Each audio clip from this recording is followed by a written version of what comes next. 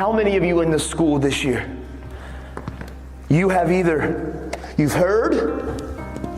you've seen, but somebody in this school, not you, but you have seen or heard a classmate talking about or entertaining the idea, and I need you to be honest. How many of you in this school this year, you have heard one of your classmates talking about or pondering the idea of maybe committing suicide and ending your life? Raise your hand. Hold those hands high. Hold them high. Because every one of those hands right now represents a heartbeat in this school.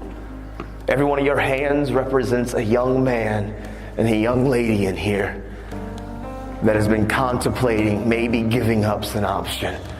Maybe they feel like life's just too difficult and too tough, and they feel alone and they feel isolated, and they've seen it on social media and they've seen it on TV, and they've got the idea that maybe I should just end my life. And I see tears and I see the emotions because I know it's real. And I want all of you that pick on kids and how you treat people and how you are tearing people down, you need to realize how you are treating us is causing some of us to think that possibly ending our life is a solution.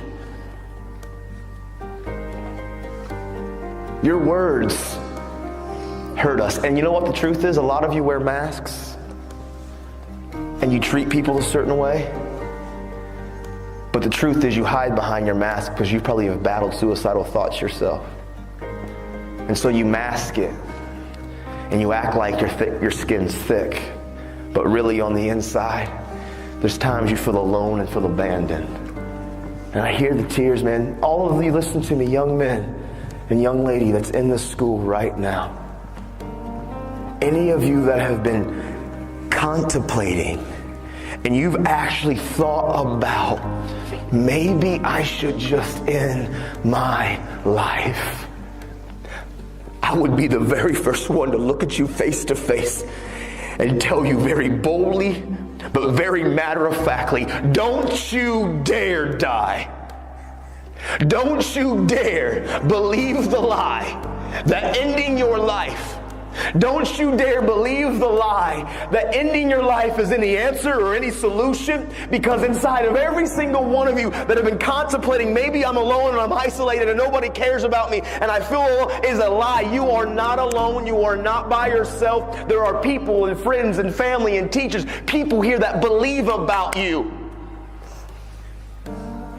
And if you end your life, and I know this is painful and it's wrong, the emotion is here, but these are real issues that you and I and we are struggling with, and you need to understand, every one of you that have been contemplating and even embracing or entertaining the idea, you need to know inside of every one of you is something so special and so great. And if you rob yourself of what you were destined to be, and listen, you know why I talk about suicide? I talk about suicide not because I read books about it, because I wanted to talk about it. I didn't want to get educated about suicide, so I wanted to learn about it. I talk about it because I know when those kids used how they treated me and the words they used to say to me. I know what it was like when I was living with my sister and she went to work and I climbed up into the garage when she was gone and I climbed that ladder and I grabbed that rope. I know what it's like to be on the brink. And I'm telling all of you in here, young men and young ladies that have been battling some of these thoughts, it's a lie. Look at me. And I can spot out many of you that I know that these have been thoughts that you've battled with this year. They're lies. Don't you dare rob you of what you're born to be. Listen, you're not alone.